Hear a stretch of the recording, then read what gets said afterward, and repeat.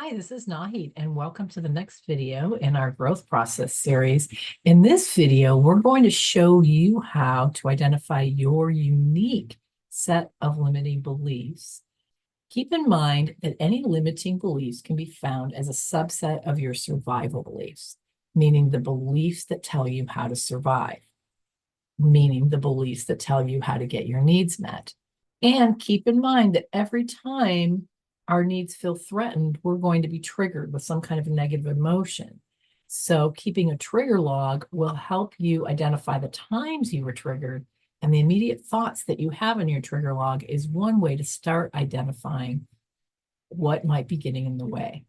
Usually I have people start with a trigger log, and then I have them fill out a belief model or a puzzle. And I've made a couple of these models, but I'm going to take you through the one that I originally developed. So this is my first belief model. And let me go through it with you very briefly, and then we'll show you how you can fill it out for yourself.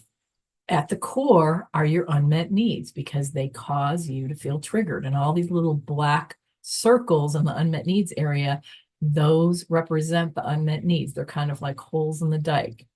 Your scarcity belief is the belief that you have that tells you why it's near impossible to get this need met. So your scarcity belief is the belief that says the thing you need to fill your holes is scarce. So if it's love, your scarcity belief tells you love is scarce for you.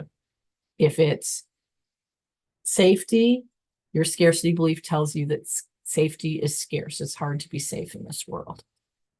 So that is the belief that keeps you stuck, your scarcity belief.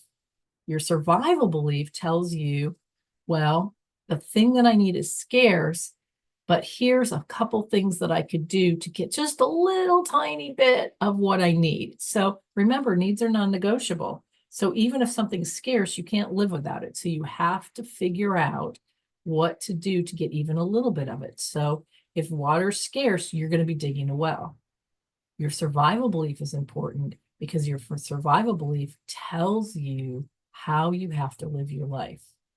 Your survival strategy are the things that you actually do as a result of your survival belief. So if your survival belief tells you you have to dig a well to get water, then you are going to be focusing on that well your whole life. You're going to be digging it.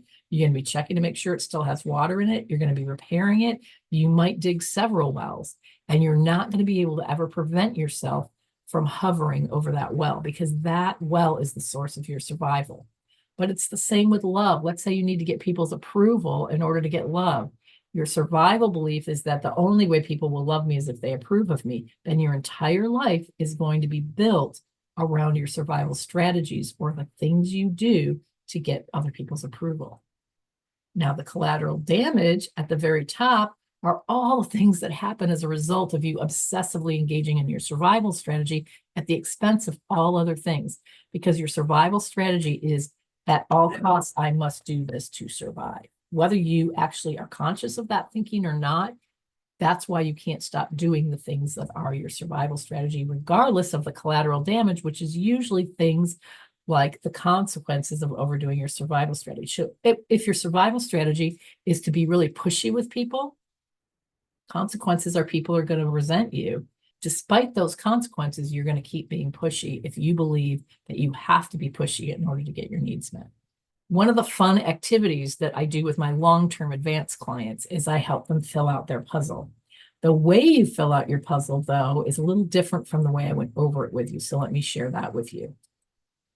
We always start with our survival strategy. In fact, when people come to coaching, they're focused on their survival strategy because their survival strategy is usually what gets them into trouble. So it's the easiest thing to see. It's the one thing that you're doing that you know you shouldn't be doing, and you've realized that it gets you into trouble. So let's say you're a really pushy person. You may have been given feedback at work that you're not a very effective leader, and you need to stop rolling over everybody, that you're, what do they say, a bull in a china shop. And because that's the way that you show up at work, they're not going to be able to promote you to a leadership position. So you know you have to stop being that bull in a china shop, and you have to stop being pushy. But you get triggered and impatient so much with other people not doing what they need to do that you just can't stop yourself. So you decide to hire a coach to help you become a less pushy leader. And you keep saying, I need to be less pushy. I need to be less pushy. I need to be less pushy. you can't stop yourself because it's part of your survival belief system. So the collateral damage is always what's happening as a result of your survival strategy. Most people keep trying to focus on that because it's obvious, it's causing problems, so they know they need to change their survival strategy. And this is why coaching doesn't work sometimes for people, because they keep trying to change the survival strategy behavior, and their survival strategy is part of this deeper system. So they can use willpower to change that behavior for a certain amount of time, but then they keep going back into their old ways. You have to look deeper. Well, sometimes what you can do is ask yourself, what are you trying to get as a result of your survival strategy? So if you're really pushy, maybe you're trying to get things done, right? But what could that mean? And you could use that needs ladder, right? Well, what would that get me? What would that get me? So maybe my survival strategy is trying to get me a break, right? And what would that get me? What would that get me? If I follow that ladder down, I get to self-acceptance, or I get to unconditional acceptance, right? So maybe getting things done, if you keep thinking about, well, what would getting everything done get me? Maybe it would get you a sense of accomplishment, a sense of feeling like you're getting results. Maybe it makes you look good, and maybe it goes down to other people respecting you. So sometimes you can get a glimpse of the unmet need from the survival strategy, because the survival strategy is obviously designed to get you what you need. Typically, it's nearly impossible for you to see the survival and scarcity beliefs. But keep in mind, the scarcity belief is the limiting belief. It's the one limiting belief that must change in order for the whole system to change. It's the one that keeps you intact. It's the belief that says, this is scarce. If you could change your scarcity belief to an abundance belief, the whole system would fall apart. You wouldn't have to do the behavior anymore. You'd actually be able to change the behavior. So let me go through my examples again just to show you. But one thing to know is that when you do your trigger log, some of the thoughts that show up in your thoughts column, especially if you can get your immediate reactive thoughts logged, will give you hints of what your survival belief is, and maybe even what your scarcity belief is. All right, so let's say that I'm a pleaser. What I'm going to notice is that I can't stop putting others before me. And even though I don't get what I need in my relationships, and I kind of resent people for not appreciating me, I don't ask them to appreciate me more. I just keep trying to be more useful to them. I might be able to ask myself, well, why can't I stop putting others before me? What am I trying to get by putting others before me? And maybe I'm just trying to get appreciation. Maybe I think, okay, I'm just trying to get appreciation. I'm just trying to get something from other people. And usually that's some form of love and belonging. The survival belief is they won't appreciate me unless I'm useful. That's why I keep trying to be useful. Then we get to the scarcity belief, which is I'm not good enough for them to love me as I am. And as you can imagine, that belief would be the hardest to change too. So it does take some work to change the beliefs, but there is a way to do it. And it's hard to change the beliefs unless you first identified them. So I'll go through one more puzzle with you for the vigilance. So again, I'm not going to notice or know what my beliefs are, but what I will notice is that I can't stop seeing all the risks, and it's making it impossible for me to make decisions. I'm not moving forward in my life. My team can't work with me because I'm not making decisions. I can't get a promotion because I'm not making decisions, or I'm not moving forward in my life because I'm not making decisions. And I know the reason I'm not making decisions is because I overanalyze, but I can't stop overanalyzing. So then you can start, once you've identified that, which is the top of this model, then you can say, well, what am I trying to get from all the overanalyzing? Well, I'm trying to make sure we don't get into trouble. I want to prevent problems. I want to be safe. And then we can build out these next things. Oh, no one else is going to do this, so I have to do it. Otherwise, I'm not going to be safe. But the bottom line is I can't be safe in this world. That's the scarcity belief. And if that belief was changed to I can absolutely be safe in this world, there's lots of ways to be safe in this world, and I know how to be safe in the world, then that's the belief change that will make you no longer have to stop overanalyzing, have to keep overanalyzing. Because the only reason you're overanalyzing is to get your need for safety met. So that's how this puzzle works. It can be overwhelming and daunting when you do it. It is fun to do. I've worked with lots of people on their puzzles and done them together. One thing to keep in mind, though, is you can do your puzzle and have a lot of enlightenment, and then you can sort of forget it because these beliefs are so ingrained that getting clear and then forgetting, getting clear and then forgetting, getting confused again, that's pretty normal because your brain really thinks that these things are true. So just having one session where you go, oh, wow, can be very insightful, but it won't necessarily change anything right away.